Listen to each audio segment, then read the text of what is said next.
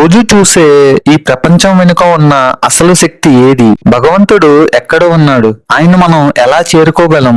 భగవద్గీత 7వ అధ్యాయం జ్ఞాన విజ్ఞాన యుగంలో శ్రీకృష్ణుడు స్వయంగా తన దివ్య స్వరూపం గురించి, తనను కొలిచే రకరకాల భక్తుల గురించి ఇలా వివరించారు. ఈ రహస్యాలు తెలుసుకుంటే మీ జీవితంపై మీకున్న దృక్పథం పూర్తిగా మారిపోతుంది. ఓ అర్జున, నీటిలో రుచిని నేనే, సూర్యచంద్రుల కాంతిని నేనే, ఆకాశంలో శబ్దాన్ని నేనే, ఇలా అర్జునుడితో కృష్ణుడు సెలవిచ్చారు. ప్రకృతిలో మనం చూసే ప్రతి అద్భుతం వెనుక ఆ పరమాత్మ ఉన్నాడని గుర్తించడమే నిజమైన జ్ఞానం.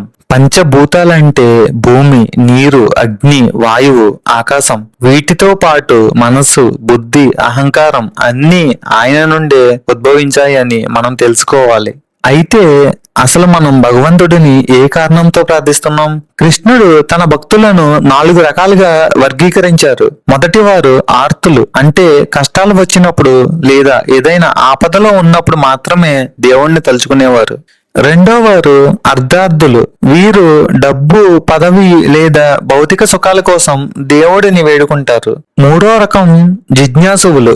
అసలు దేవుడు ఎవరు, సత్యం అంటే ఏమిటి అని తెలుసుకోవాలనే కుతూహలం ఉన్నవారు. ఇక 4వ రకం జ్ఞానులు. వీరు ఏమీ ఆశించకుండా కేవలం నిష్కలమైన ప్రేమతో భగవంతుడిని ఆరాధిస్తారు. ఈ నలుగురు నాకు ఇష్టమే, కానీ ఏ కోరికలు లేని జ్ఞాని నా ఆత్మ వంటి వాడు, నాకు అత్యంత ప్రియమైన వాడు.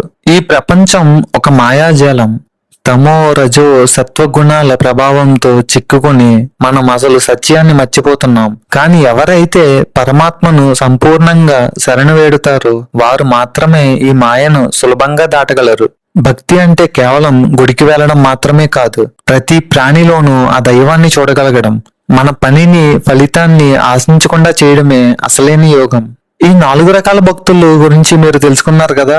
అర్థ అంటే కష్టంలో ఉన్నవారు, అర్థార్థి అంటే ధనం కోరేవారు, జిజ్ఞాసు తెలుసుకోవాలనుకునేవారు, జ్ఞాని పూర్తిగా అర్థం చేసుకున్నవారు. మీరు ఇందులో ఏ రకమైన భక్తుడో కింద కామెంట్ చేయండి. మీకు ఈ వీడియో నచ్చితే ఒక లైక్ చేయండి. ఇది అవసరం ఉన్న వారికి షేర్ చేయండి. ధన్యవాదాలు.